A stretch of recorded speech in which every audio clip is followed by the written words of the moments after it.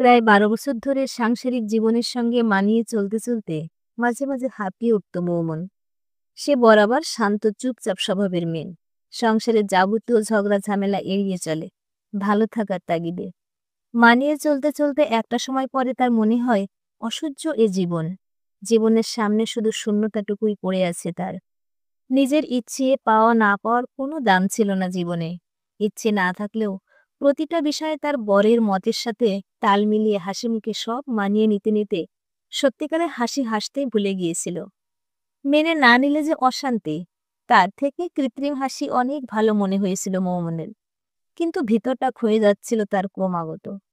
বিশেষ করে সমস্যার সৃষ্টি হলো তার ছেলে হওয়ার পর থেকে।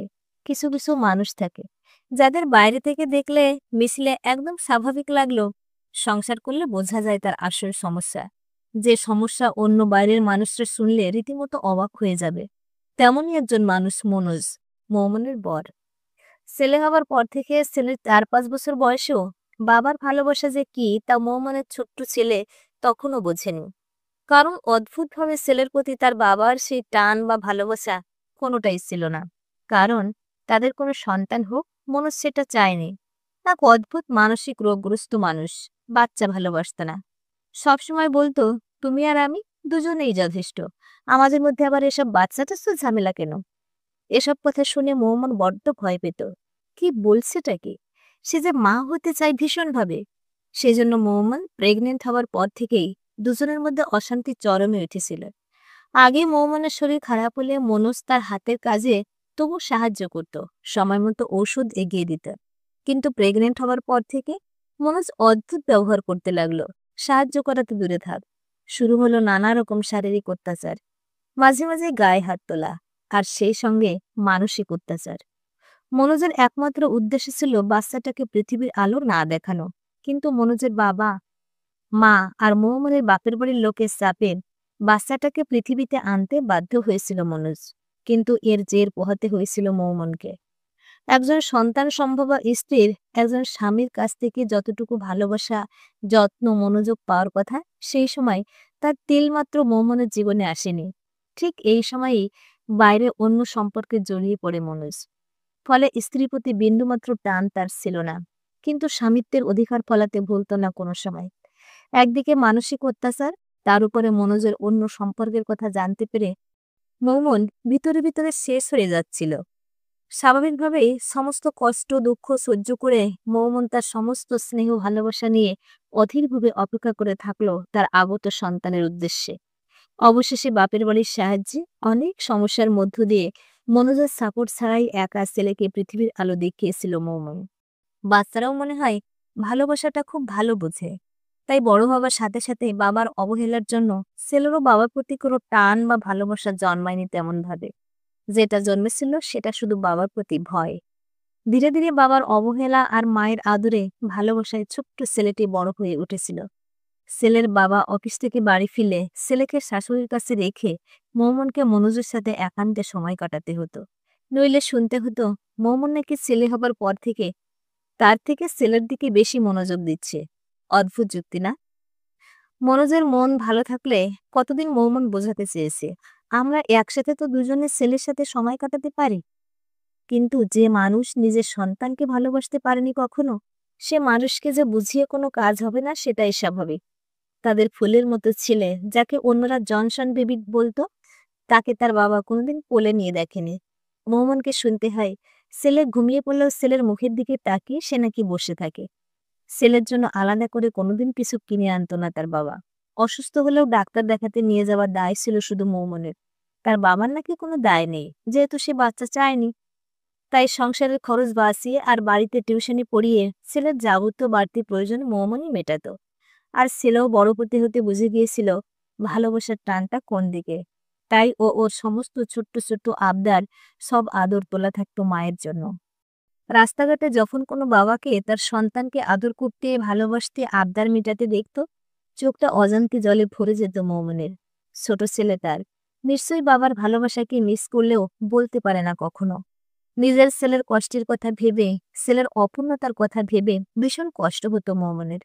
তাই বাবার অপূর্ণতা মৌমন নিজে ভরে দেওয়ার আপ্রাণ চেষ্টা করত সবসময়। বুঝলো ছেলেকে ঠিকঠাক মানুষ করতে গেলে, তার অপূর্ণতাগুলোকে মেটাতে গেলে তাকে আগে নিজের পায়ে দাঁড়াতে হবে। সে নিজে গ্রাজুয়েট, তাই সবার অলক্ষ্যে চাকরির চেষ্টা শুরু করলো। ছেলে হওয়ার পর থেকে মানসিকের সাথে সাথে শারীরিক অত্যাচার বাড়ল। মৌমনকে সামান্য কারণে যখন তখন মারধর করত মনোজ। সেই সময় ছোট ছেলেটা পাশের ঘরে ভয়ে কান্না করত, সিটিয়ে থাকতো। ছেলের সামনে কষ্টে অপমানে ভিতরে ভিতরে দিন দিন মরে যাচ্ছিল মৌমন।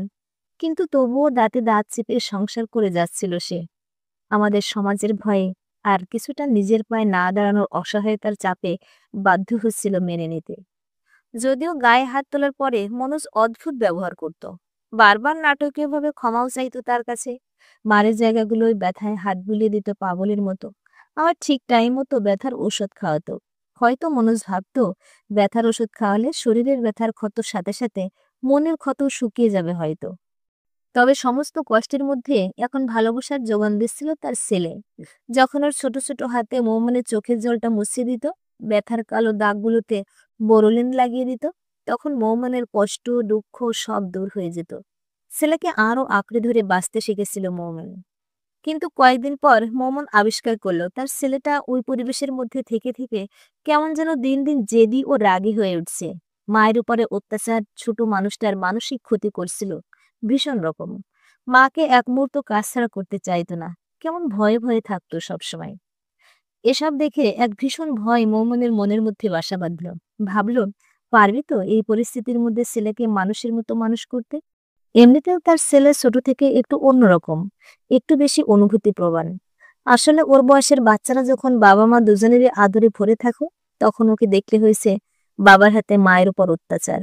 মোমেনের শ্বশুর শাশুড়ি দুজনেই জানতো ছেলের অত্যাচারের কথা। প্রতিবাদ করতে হয়তো কখনো সখনো প্রতিবাদ করতে হয়তো কখনো সখনো কিন্তু সে প্রতিবাদের মধ্যে কোনো জোর ছিল না।